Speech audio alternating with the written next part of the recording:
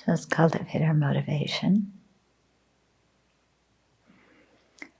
So imagine that any time you saw any sentient being, doesn't matter who, your feeling, your instant feeling was one of connection with that person. Not alienation, not being excluded or left out. But what would it be like to anybody you meet, human, non-human, all the bugs, yeah, and the deer and the turkeys, the squirrels. Yeah. Anytime you saw any sentient being, your feeling was one of really connecting with that living being, wanting them to be happy.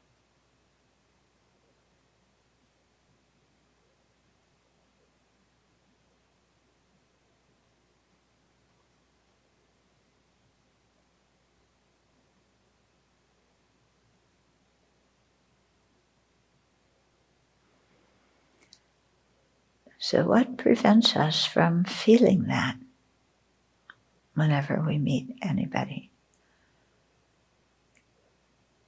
Are we distracted by our list of things to do?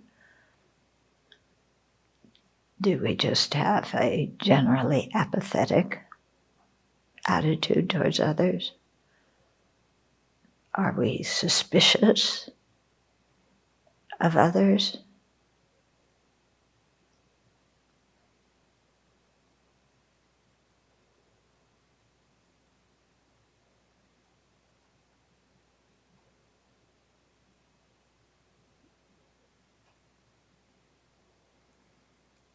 And what about Atisha, who, whenever he saw any sentient being, said, "Hello, Mother," recognizing them all as having been his kind parents in previous lives?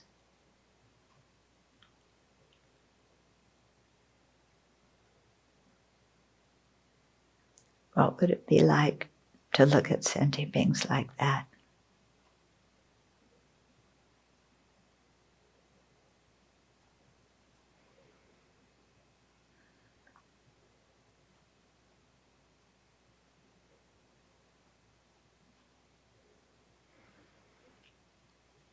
So let yourself look at sentient beings that way. Think of all of them in that light. And generate an attitude of affection, compassion towards them, closeness.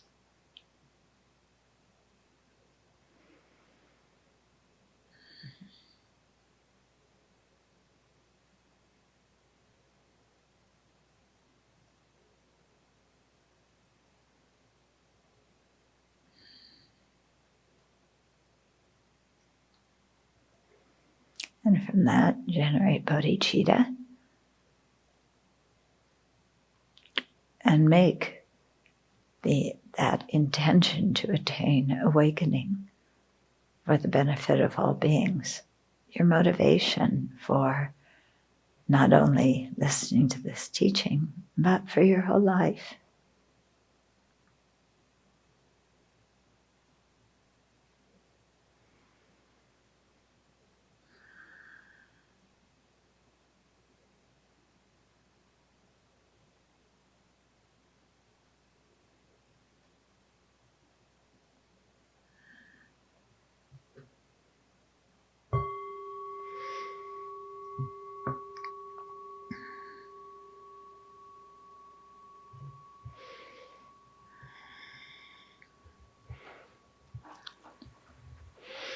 So when we look at it, why is it that we don't feel that when we see others?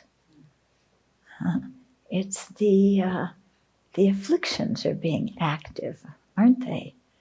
And particularly the self-centered thought. When I see others, there's the opportunity, like Atisha, he sees somebody, and instantly his mind would go to, that's somebody who's been kind to me. That's someone I can trust, unless something else happens later on. But even then, I'll be able to forgive that person. Yeah. So it's actually, the self-centered thought that prevents us from seeing others like that, because often we're so involved with ourselves that when we see others, we can't even see that they're a sentient being like us who wants to be happy and not suffer. We just see them as something out there in the environment to steer our way around. Or maybe, our first, because of habit, our first reaction is, I better be careful, this person might harm me. But do you see how it's our mind that is setting up this whole way of interacting with others? It's not coming from them. It's coming from us. Yeah. And it's coming from thought. Yeah. So you might say, oh, but something happened in the past to prove to me that there was danger, or that this person had it out for me, or whatever it is. Yes, there may have been that. But there's also, from the past, the fact that they've been our parents and have been kind to us. Okay, so why do we believe one and not the other? It's usually a matter of habit. Yeah, maybe the harm came in this life, whereas the kindness was in previous lives, so we don't notice it as much. And then just out of our habitual ways of thinking, we only pay attention to this life instead of, the big picture. Yeah. But I keep thinking of Atisha,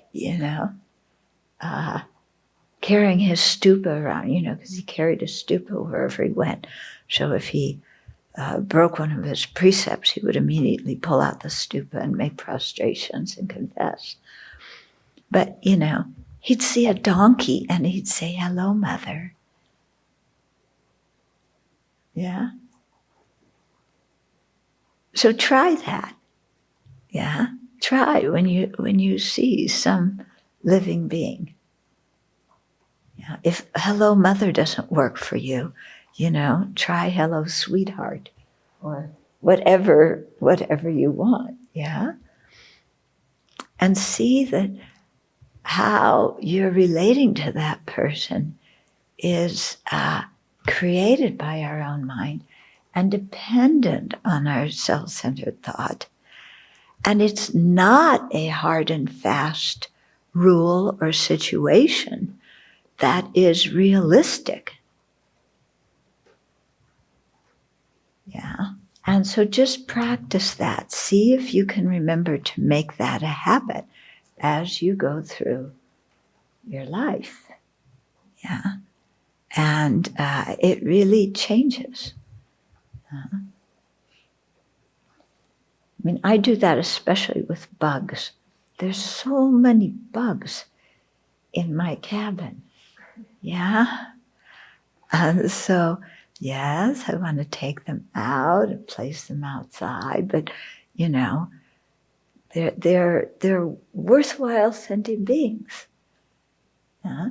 And this morning I inadvertently killed one, and so I said, take a good rebirth, and as much as possible, I'll try and help you in your next rebirth in the Dharma, so that we make some kind of positive link with living beings. Mm-hmm. Instead of, well, that's just some spider. Sangha Rinpoche, when we took him to the beach in Los Angeles, he always had his mala. he was an exceptional Lama. You know, he fell asleep in the dentist's chair. So, but when we took him to the beach, there were all these sea anemones. Those are the ones that kind of have a mouth at the top, that closes. So, you know, he wanted to, well, I figured out what he was doing. It took me a while, but he would go from one sea anemone to the next and put his mala in its mouth until it started to close and then go on to the next one. And I realized what he was doing was he was making a karmic connection with these living beings so that in future lives, when they had the capacity and interest to understand the Dharma, there would be a karmic connection and he could teach them. Yeah. But the other people on the beach were looking at him like, what's this guy doing? You know? Okay. So we're going to continue with chapter 2. And I don't know, maybe I'll just use the book today instead of the outline. You can refer to the outline yourself. But, you know, we're in the middle of the section.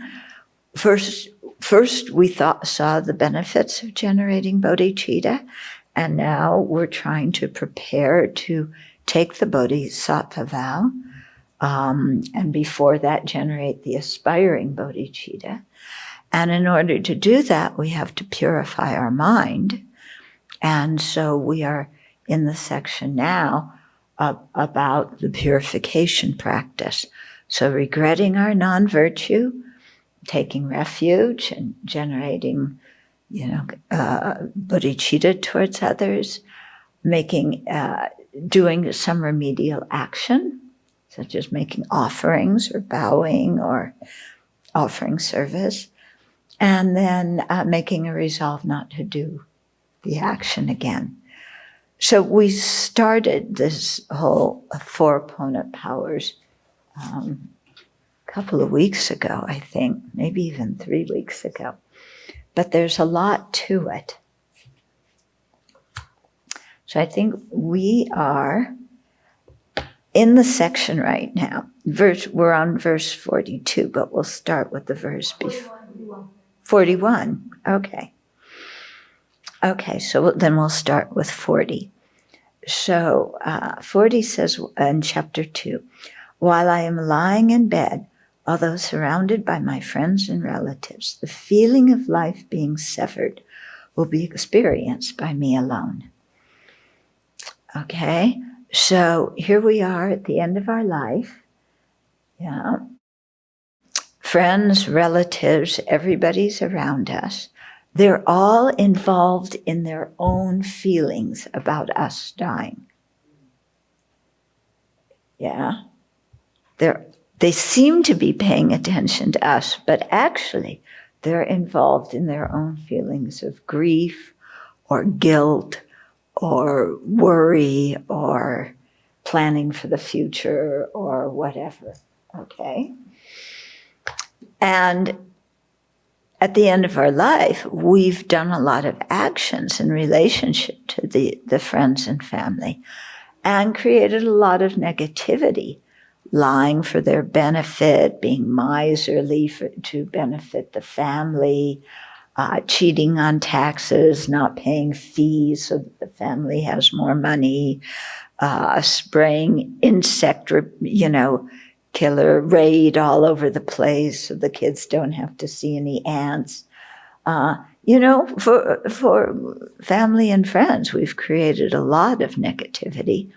But at the time of death, all those people stay here, and the objects that we were relating to either make our family and friends happy, or make somebody else who was harming them suffer, all those objects, all those people, they're staying here.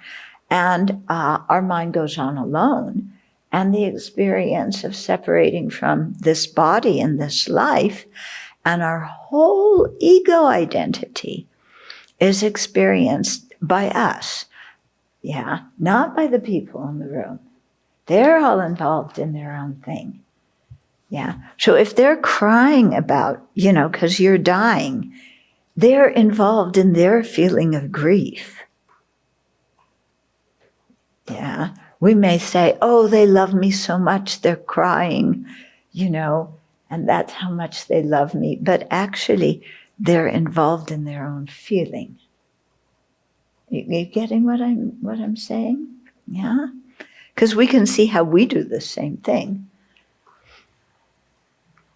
And, a few years ago, I was with an old Dharma student who was dying, and his wife was there, and some friends were there.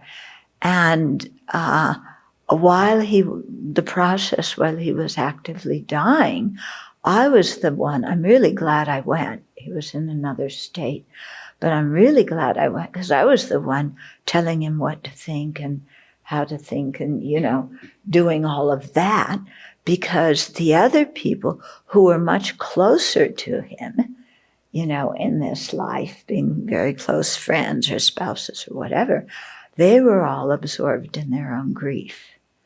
Yeah. Later, after he died, then, we all recited some, different texts together. But while he was actively dying, they couldn't, there was no way they could do that. Yeah. Okay. So the same goes for us when we're dying. Yeah. If you, really check up if you want your family and friends around you. Yeah. Some Dharma friends who knew what to say to you would be helpful. But Dharma friends, even they sometimes cry. That's going to be difficult. Yeah. I remember one other time I was asked to go visit a home where somebody was dying. And when I got there, they were in the bedroom. The family was in the living room. And the family wanted to talk to me. So I actually spent a long time talking to the family to help them deal with their grief. And only a much shorter time dealing with the person who was actually dying. Yeah? Because the family had so much to process. So when seized by the messengers of death, what benefit will friends and relatives afford? They will be out in the living room talking to whoever is this, trying to guide them spiritually. And you'll be in the bedroom, the one dying who really needs the spiritual guidance. Yeah. My merit alone shall protect me, but upon that I have never relied. So at the time of death, when I can see death is approaching, there aren't real messengers of death that are like other sentient beings, but you can tell in your body when you're dying. That's the messenger of death. What good really can people we're attached to do for us, especially if they don't know anything about the Dharma? Yeah.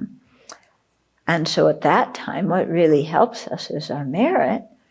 But during our life, we never really focused on creating merit because we were too distracted having a good time, celebrating Christmas, watching the presidential convention with balloons dropping and confetti flying and all these people on the stage cheering. And wasn't that exciting? Yeah. So not like this year's convention, which I find actually much better. I never watched the other ones. The other ones, just people trying to score popularity points. But this one, and there's nobody out there to cheer them, then you really hear what people think. Yeah, a little bit more, hopefully, what they think. Yeah. By the way, last night was all about women. Yeah, there were maybe, I don't know, 3 men who spoke, maybe 4. Yeah, Barack Obama spoke. And amazing what he said. You've got to listen to that. But everybody else was filming. And wow, a political party that knows we exist, that cares about us. Wow. So it was quite nice. Yeah. They said lots of good things. Okay, verse 42. O protectors, I, so unconcerned, unaware of such terror as this, accumulated a great deal of negative karma for the sake of this transient life. So unaware of death, just going along like death's not going to happen to me, or if it does, it won't be for a long time, and it definitely won't be today or anytime soon. And so not even thinking about what happens at death, not even preparing our mind to die. Yeah, and some people not even preparing their worldly affairs to die. Yeah, that really denying death. I'm not going to make a will. I'm not doing, an advance directive. I'm not doing a power of attorney. Yeah. So, and then you're dying, and what are you faced with? I'm losing everything. Yeah. Not only the material things that I collected.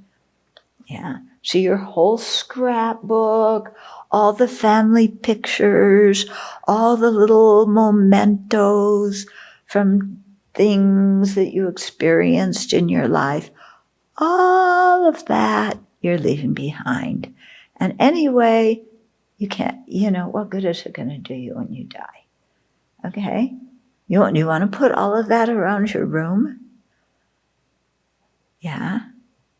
You're dying, and there's the picture of me on my first date at 14. And come on, what's that going to do? Okay? And so, when he talks about terror, it's a sense of terror of like, there's a feeling like everything I am is dissolving and I'm separating from it. And there's terror because of who am I going to be? Will I even be something, or am I going to become non-existent? Yeah. And so that feeling comes up, or regret comes up for how we treated other people when we were alive. Yeah. And so we realize how much negative karma we've accumulated for the sake of this transient life where we can't take anybody or anything with us. Yeah. And when you think, especially, the people, because we all are attached to our reputation, and what people think of us and wanting to be known. And all of that totally evaporates. Yeah. Okay, maybe they write an obituary. Yeah. But you think I'm going to like some obituary you write for me? I'm going to edit it. Okay. This is what I do with everything. You know that.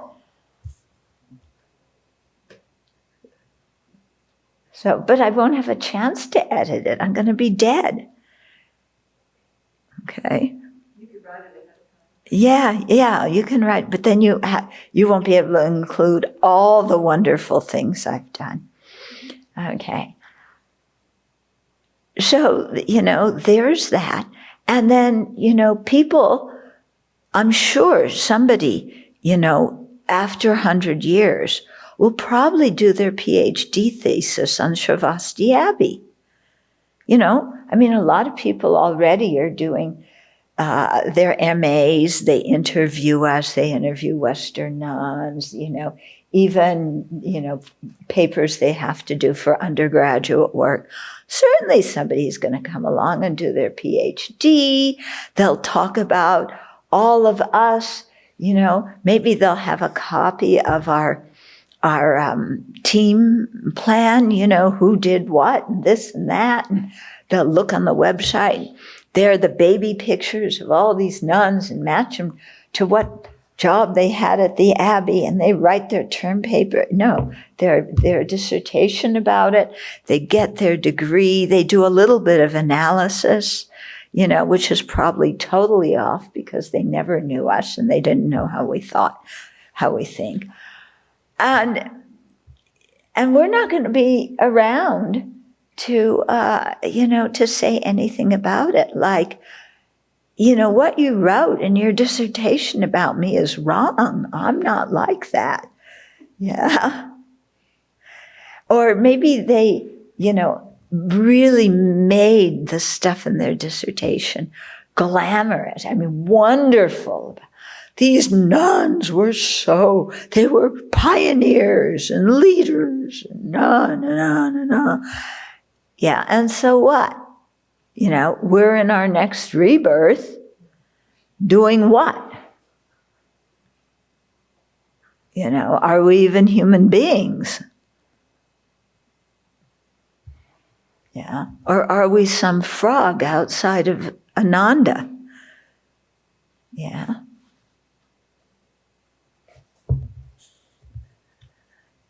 So, to really think about that, what are we doing and why?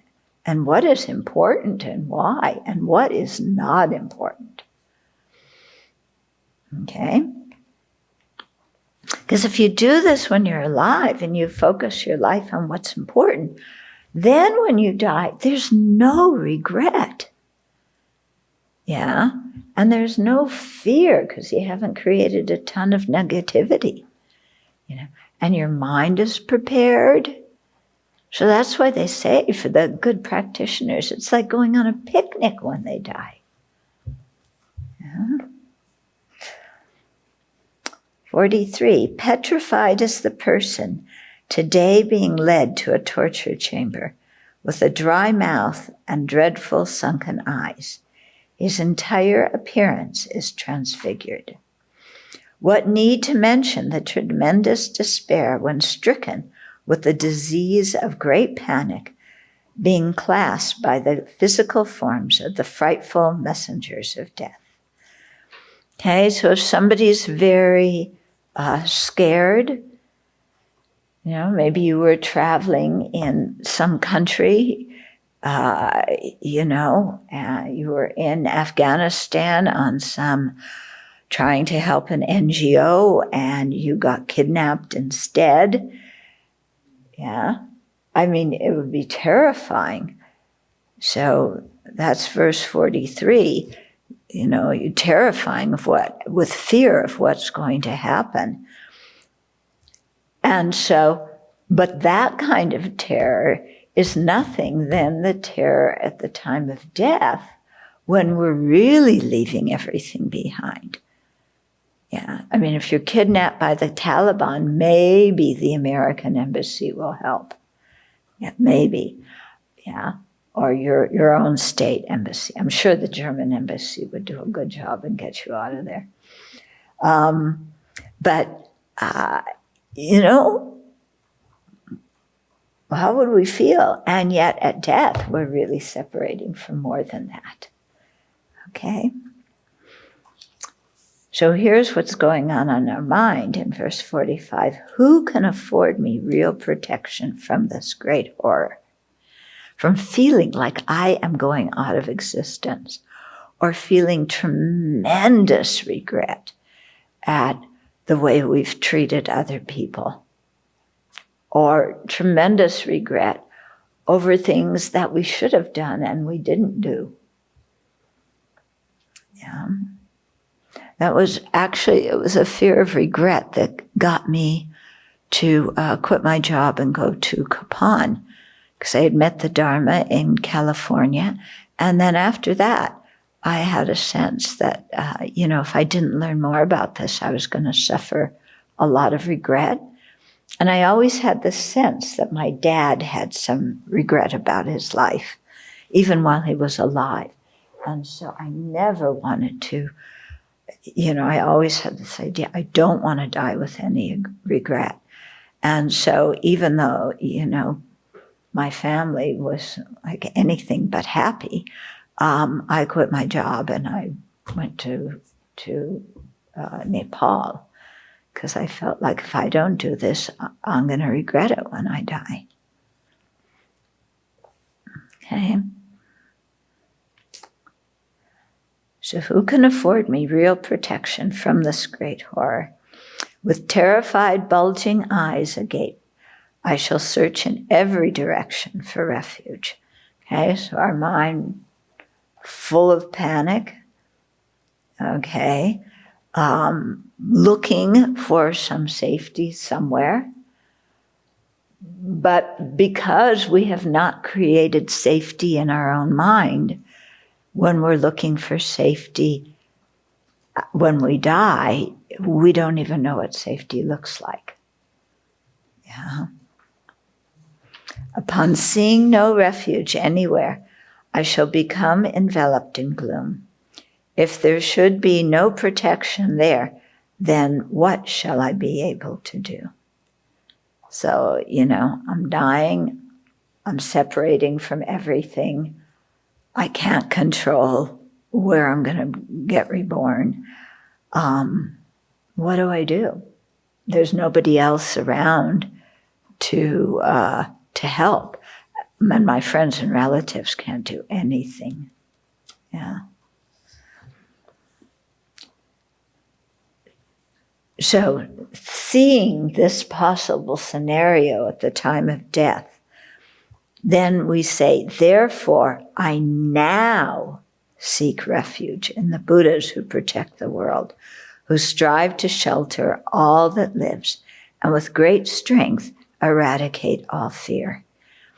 So seeing the possibility of this kind of panic and fear at the time of death, now, while I'm alive, I seek refuge in the Buddha.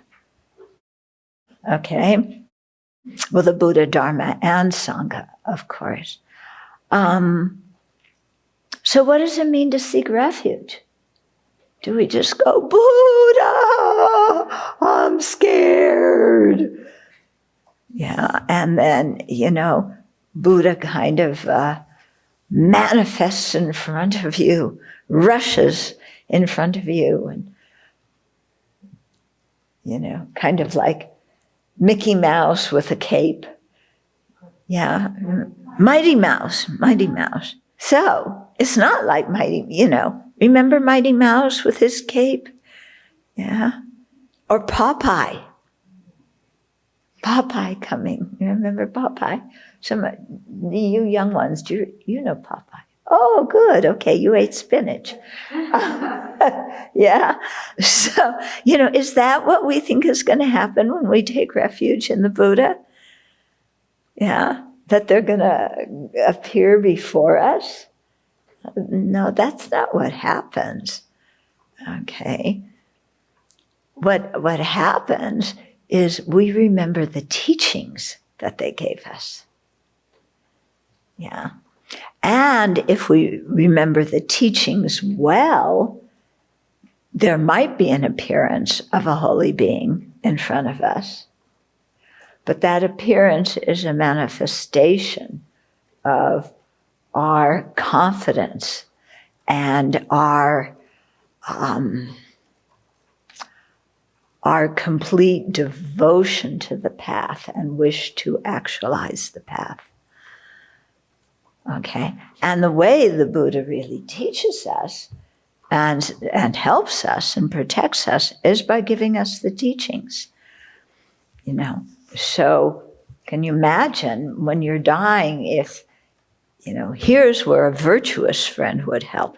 They would, give you some teaching to think about, or tell you to remember your teacher, or tell you to think of the qualities of the three jewels, or tell you to think of bodhicitta, or remind you to think of emptiness. Yeah, good friends would do that at the time we're dying.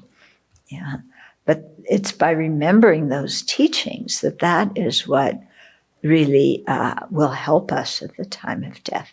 But, as Shantideva is saying here, I now seek refuge, not when I die, then I'll take refuge. Okay, we have to take refuge now. We have to develop that connection with the three jewels now in order to be able to remember it at the time we die, because we're very much creatures of habit. Yeah. And, we will remember what we're most familiar with. So if we want to think of the three jewels and the teachings at the time of death, we have to develop that habit now. Okay. And that's why doing that visualization before we take refuge and generating bodhicitta at the beginning of the teachings, that's why that's so important. Because then you're really cultivating that relationship, every day in a habitual way. And then chance is that then you can remember it at the time of death. Okay? So the Buddhas who protect the world protect it by giving teachings. The Buddhas who strive to shelter all that lives. Yeah? So to know that the Buddhas have love and compassion for us. So when we're sitting there feeling alienated, unloved, rejected, underappreciated, to realize that the Buddhas are sheltering us with their compassion, that we're not all alone out there in a bleak universe. Okay.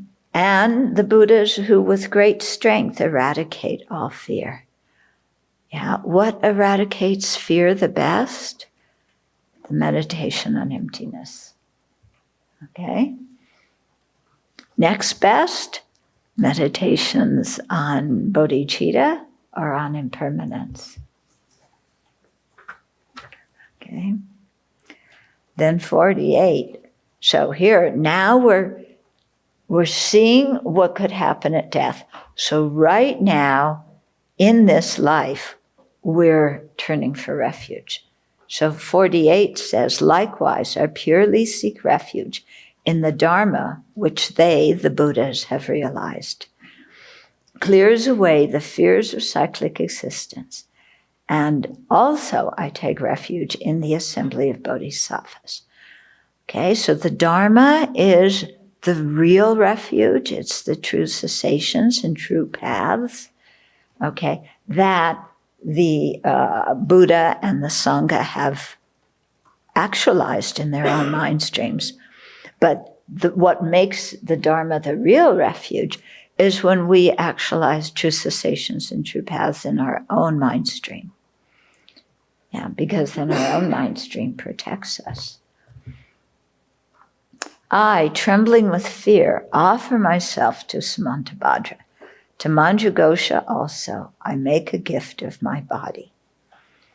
Okay, so when I'm making a connection with the Buddha, Dharma, Sangha, I realize the danger that I'm in if I don't practice. So that when it says fear, it doesn't mean panicked, scared out of your wits fear. It means we're aware of the danger. Okay, and we want to be cautious facing the danger of a death without having practiced. Okay, so we offer ourselves to Samantabhadra, to Manjushri. Okay, and he says, I make a gift of my body. So, you read this a lot in different prayers. When we do the inner offering, the whole visualization is to imagine our own body becoming Mount Meru and the four continents and the old ancient Indian vision of the structure of the universe. We imagine that, but do we really feel like, okay, I'm giving my body away. It doesn't belong to me. Yeah, because the more we can really cultivate that feeling, yeah, it doesn't belong to me. It belongs to the holy beings. Therefore, I have to use my body, speech, and mind in a way that accords with, what the Buddha, Dharma, and Sangha value and think is worthwhile. Yeah, I can't give my body to the three jewels and then use my body to harm some sentient being, because the Buddhas and Bodhisattvas cherish other sentient beings more than they cherish themselves. So if my body belongs to the holy beings, they're certainly not going to use it to harm sentient beings. So therefore, I can't use my body to harm sentient beings. And I shouldn't use my speech to harm other sentient beings either. Yeah, or even my mind. Yeah. So thinking like that really helps us.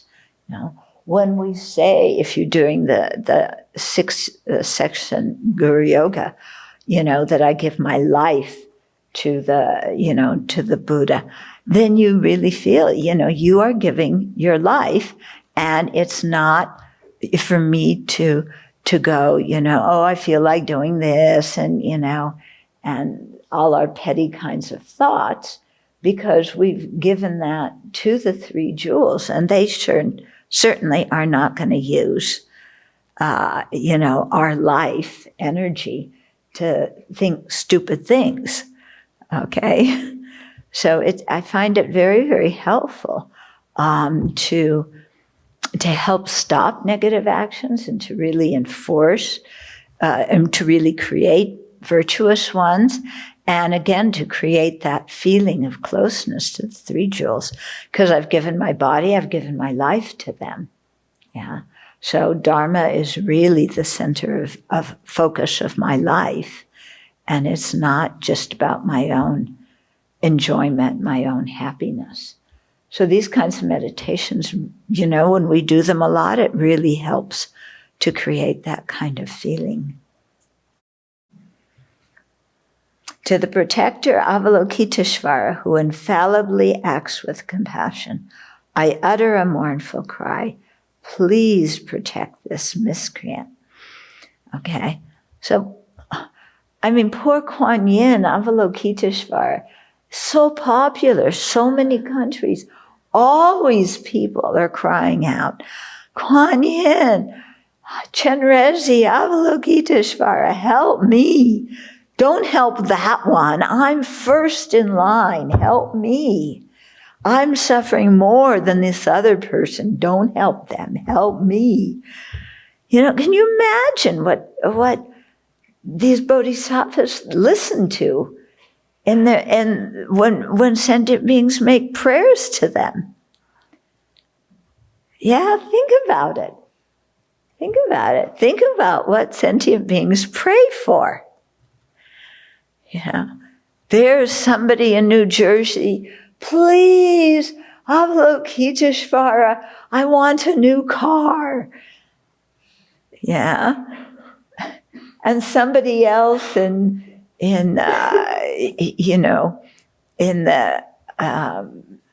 some section of New York that's Catholic, please may my daughter marry a nice Catholic boy. Yeah. These Buddhas and Bodhisattvas listen to what we ask them to do. And we do it in a business style. Yeah?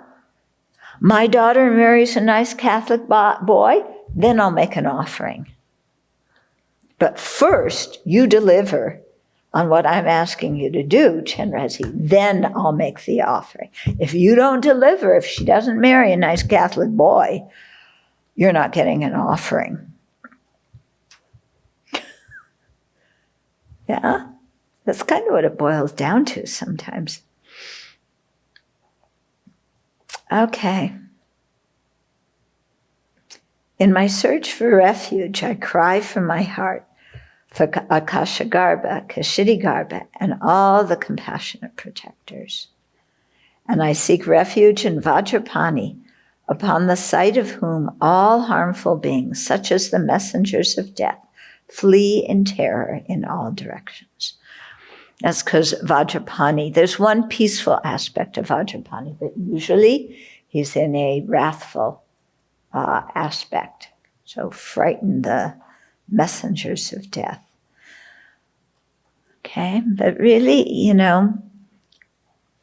this is saying, so now here during this life, I'm going to cry out for help to these bodhisattvas.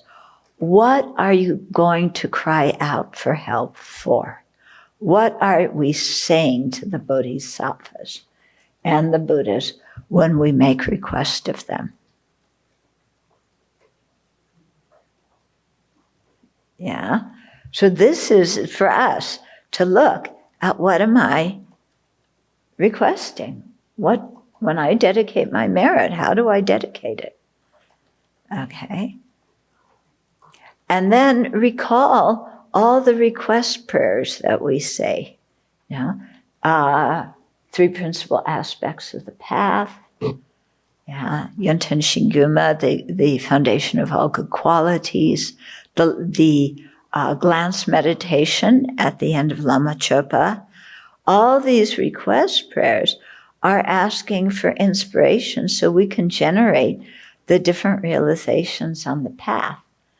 That is something the Buddhas and Bodhisattvas are very happy when we request.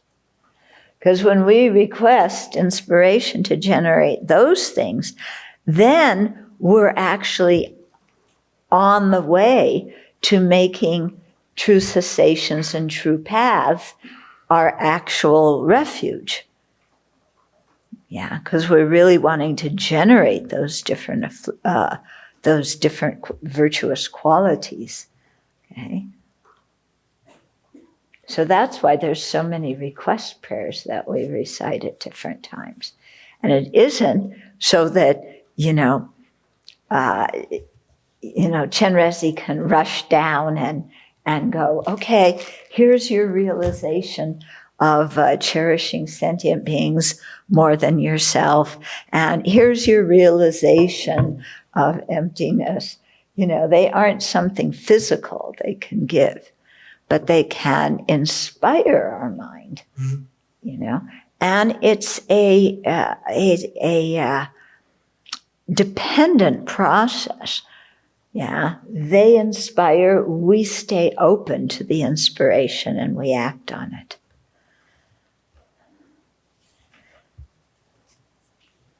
Okay, 53, previously. So we've invoked the whole Buddha, Dharma, Sangha, and we're going to them not with arrogance, like, look what a great practitioner I am.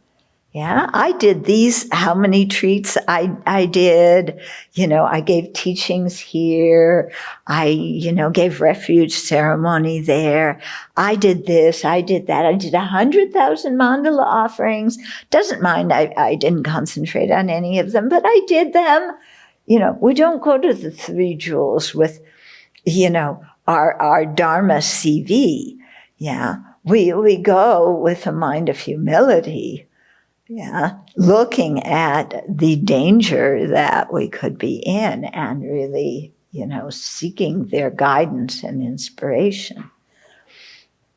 Yeah, and wanting to practice the guidance when they give us instructions.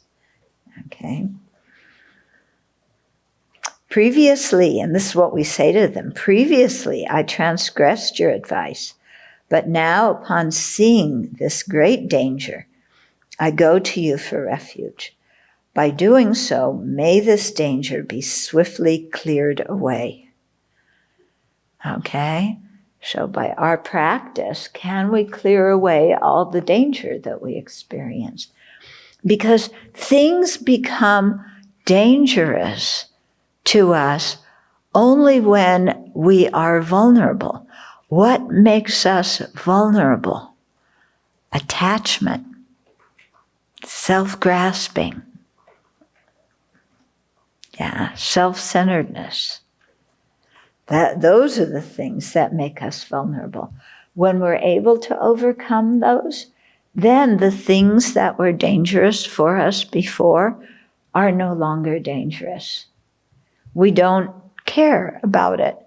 You know, we always hear the story of the Buddha when as a bodhisattva, he gave his body to the hungry lioness or tigress, so that she could eat it and then feed her kids.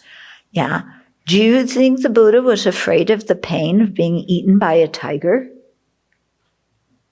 At that time, as a high bodhisattva, there was no worry about pain. And even if they experienced pain, it was like no big deal, because the power of the compassion overrided any kind of feeling of pain in the body and mind.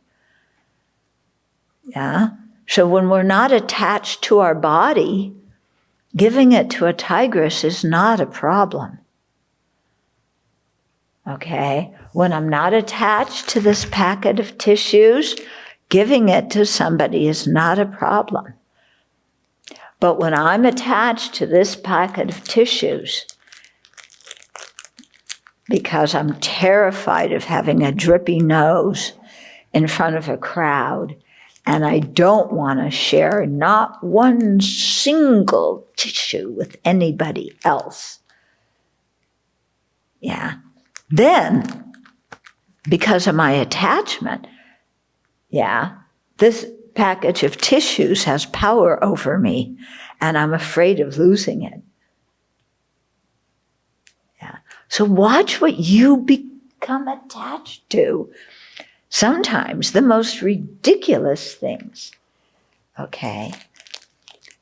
Venerable Thubten is helping me relinquish my attachment to plastic-covered, what do you call it? Paper clips. Yeah. So that's good, because I always want to give away the mental paper clips, because they're not as nice. The plastic ones I want to keep for myself. But I don't want to even use them, because if I use them, then I won't have them.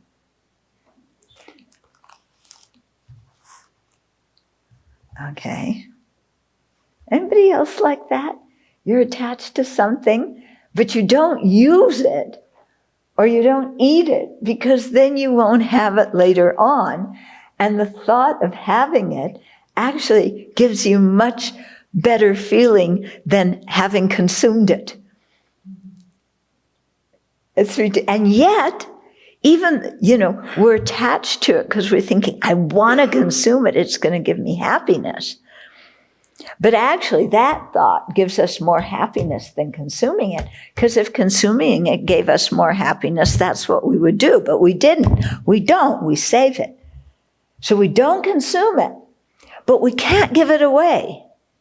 Even though when we give it away, we're in the very same situation of not consuming it. So we're not losing anything by giving it away. But the thought of giving away is too painful.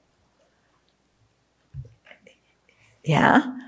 And that's why the king, Nagarjuna in Precious Garland, said to the king, give away all your wealth before you die, because after at least then you can use it to create merit, and your wealth will be of some use to you, and it'll be of some use to sentient beings. Whereas, if out of stinginess you can't give it away, and you can't even use it, then how ridiculous can that be? Yeah? So I think I have some karmic connection with that king. I cherish the plastic-covered paper clips. Okay. Empty bottles. I save empty bottles because you never know when you're going to need an empty bottle. And if you give them away, they won't be there when you need them. But don't ask me for an empty bottle, because I'm saving it for when I need it.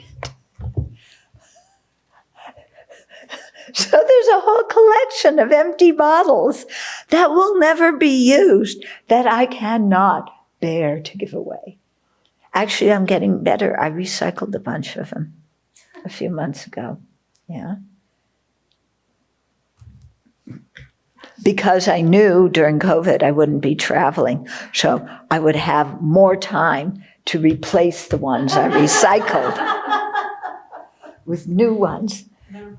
Yes.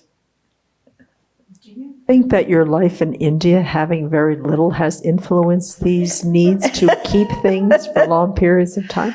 I think it did, but also before that. As a kid, I was very thrifty. Yeah. I tend to be very thrifty.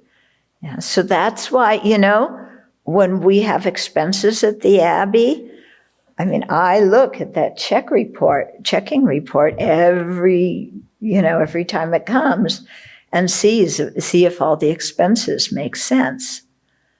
Okay. That's just, I tend to be quite frugal. And, it's not a bad thing in the sense that it prevents a lot of pollution in the world. Yeah. Who turns the lights off at night here when we have guests who forget to turn the lights off? I usually wind up walking around and turning the lights off. The men's wing, they can't turn the light off in their entryway. So I'm always out there, right before I go to bed, turning the light off there, turning the light off in here if somebody has, So that's my character. That's how I am, so don't ask me to change.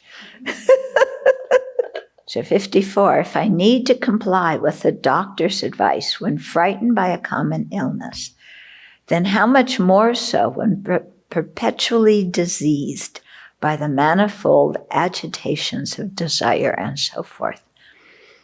So when I go to the doctor, why do I go to the doctor? To get some medicine. So I should follow the doctor's advice. Yeah. And why? Because we're frightened by a common illness. We're frightened by death or by a lot of pain from an illness. So we follow the doctor's advice. Okay. So if that's the case, so how much more so when we are suffering from the disease of attachment and self-centeredness and a store of non-virtuous karma? Yeah, we should really follow the advice of the doctor, the Buddha, the great physician. But then you have people who don't go to the doctor when they need to go to the doctor, or people who go to the doctor, get a prescription, get advice, and don't follow it. Yeah, and there's a lot of those people. And it's interesting, isn't it? Yeah, why to go to the doctor if you don't want to do what the doctor says? So the question also is, why do we go from one lama to another lama asking what we should do with our life if we don't really intend to follow it? Or if we already know what we want to do and we just want somebody to tell us that what we've already chosen as the answer? Yeah. So, and when teachers teach, we always think that the advice of the teacher is only the personal advice. When we go and talk to them individually, and your teacher says, do purification, then we go, oh yes, I will do purification. Yeah. But in a general teaching, if the teacher says purification is really important, everybody should do it, then you kind of ignore it because they didn't really tell me. They told the group.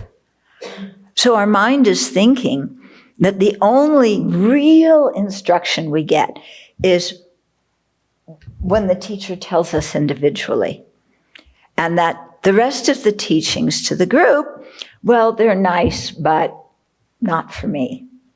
And that's the wrong way. That's not how we should look at it. Okay?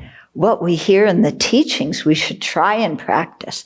Now, granted, we may not be able to practice everything all at once. So we, develop things in sections. We do things gradually with the eye to, do more advanced things later. Because, if we started doing everything we've heard teachings on right now, we might be overpowered and really confused. But we should take the teachings that we hear, especially the Lamrim and Lojong teachings, and really put them into practice as best as we can. We shouldn't depend on a private meeting with our teacher to tell us exactly what to do. Yeah. Otherwise, why did the teachers give public teachings? Yeah? Why don't they meet with every single student individually? Okay, you come in the room, do purification, get out of here. You come in the room, do purification, get out of here. You come in the room, do purification, get out. Yeah, is that the only way for teachers to get us to follow their instructions? And if all the people living on this earth can be overcome by just one of these, and if no other medicine to cure them is to be found elsewhere in the universe, then the intention not to act in accordance with the advice of the all-knowing physicians that can uproot every misery is extremely bewildered and worthy of scorn. So if all the people living on the earth can be overcome by just one affliction, and their life become a mess because of one affliction, and that goes for me too. And if there's no other method to cure it because the scientists are too busy with hydrochloroquine? Yeah. And they haven't invented a pill to get rid of attachment or self-centeredness yet. Okay, so there's no other medicine to cure it except Dharma practice. Then the intention not to practice the Dharma, not to follow the advice of the all-knowing physician, the Buddha, and that advice is such that it can uproot every misery and its causes, then that's extremely bewildering why someone wouldn't do that. And even worthy of scorn. Like, what are you doing? You're saying you're a Dharma practitioner, but you're not, trying to do anything. Okay. So maybe we'll stop here. And verse 57, and leave some time for Q&A. When you were leading the motivation, the thought that came to me, and I've thought about this a number of times since seeing these photos of these National Guards or whoever they are, in these uniforms where there's no identification, you can't see their face, they all look the same, they're armed to the teeth with all kinds of weapons and tear gas canisters and you name it, those flash things. Mm-hmm. And that kind of person I can't yet cultivate compassion for. I just feel afraid because they're so unpredictable. And if I was in a crowd of peaceful protesters, I just know that I would be overcome with fear. Mm-hmm. So I'm stuck there with that kind of image of someone who doesn't look like a human that's recognizable because they all look the same. Mm. And yes, they're suffering. They're probably terrified themselves. But so I'm compromised right now. Okay. Yeah. So, I'm not saying be foolish in the face of worldly danger. Yeah. I mean, when there's worldly danger, you want to protect your precious human life. So you want to get out of there. I mean, why hang around when you're going to get clubbed? Okay, that's not serving any purpose at all. Okay, but, if you watch and you watch what your fear is, it's interesting fear to search what am I afraid? Am I afraid that they're going to harm me? Or am I not even getting to that stage? I'm just afraid because of the way they look. I'm not even imagining the harm they're going to do. It's just the sight of them makes me afraid. Yeah, it can be quite interesting to investigate our fear and like what's really going on here, And then if it's like, okay, I'm afraid because they all look alike and they look like a bunch of, Martians out of a Hollywood movie. Okay, then stop and say, but they're sentient beings with feelings. Yeah, and they're probably scared too. Yeah. And if they aren't scared, then they're overwhelmed by anger. And so they're afflicted by anger, and they're miserable. Nobody's happy when they're angry. Yeah. So kind of think of how they must feel. And I'm sure they would much rather be at home relaxing than,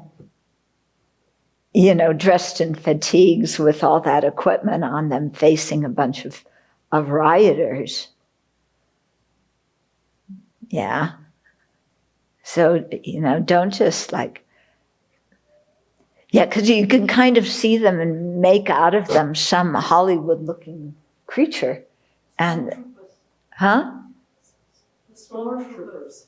Yeah, the stormtroopers, yeah. Yeah, but you can make out of them some, anyway. Yeah, let Hollywood do that. And our minds do it, okay? But then remember, that's not what's underneath all that fatigue. Yeah, there's a living being who wants to be happy and not suffer, who's scared or angry and would much rather be somewhere else than there at that very moment. Someone is asking, if someone has no Dharma friends, no center nearby, but is a practitioner, how can they be helped to die well? Practice very well in this life so that you can guide yourself when you die. Or make arrangements with some Dharma friend so that somebody can call them and you can talk to them over the phone while you're dying. But best protection is to practice well now. So if what the teacher says, if you can practice what the teacher says, even if she doesn't say it to you but in a group, then can you say that someone is your teacher if you only receive teachings online?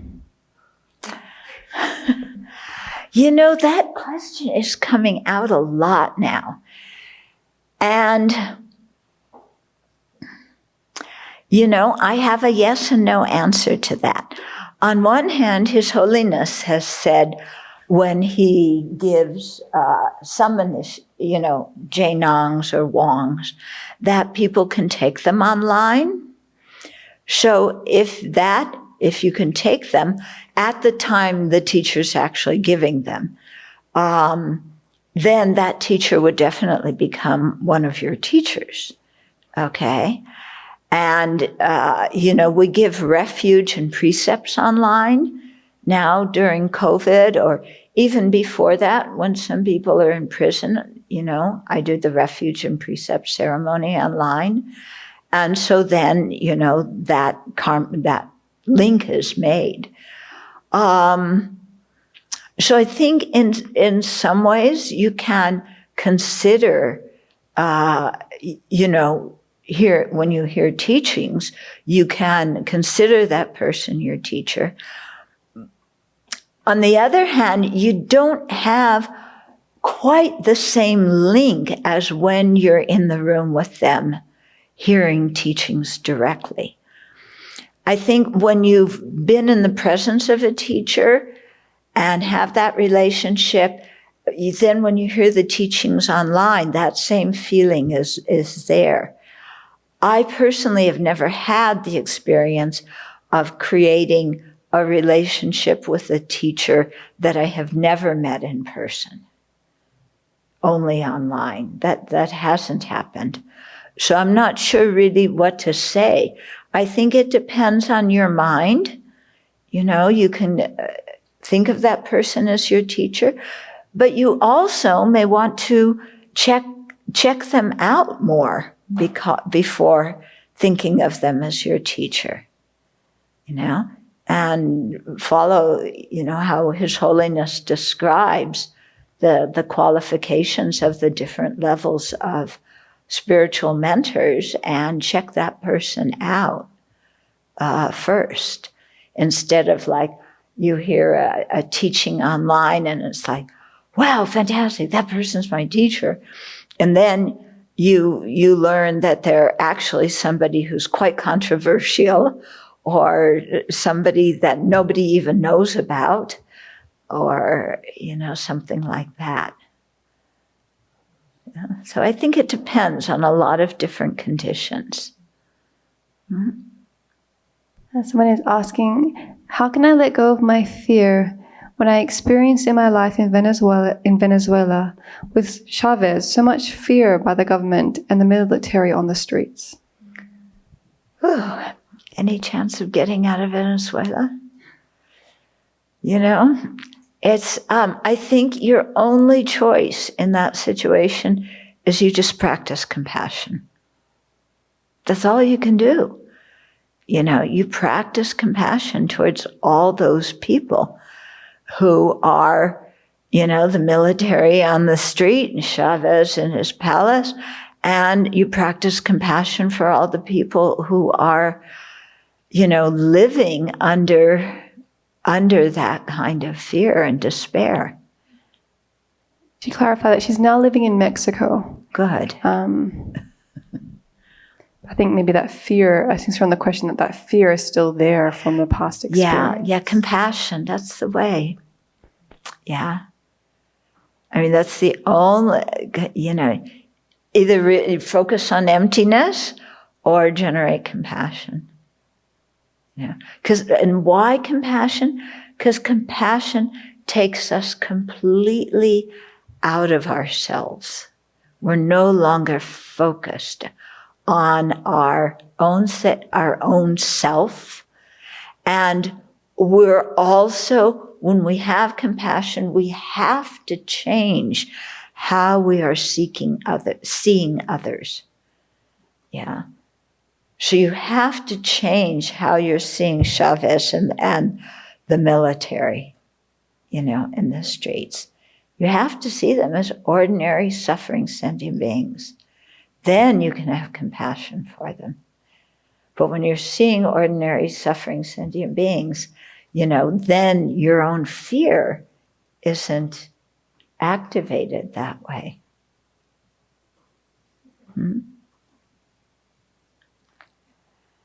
Yeah. So we take refuge in compassion. There's a video online somewhere, I saw it once, of His Holiness. And that prayer in Lama Chopa, you are my guru, you're my yidam, you're my, Dakini and Dharma protector, where they're reciting that, and there's a very moving melody in which he recited in Tibetan.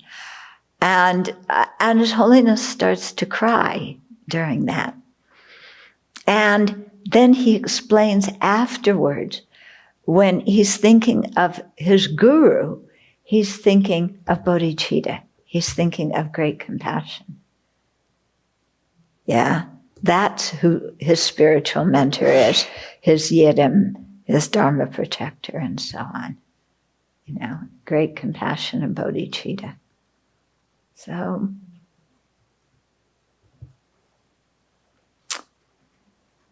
okay, so we'll close here.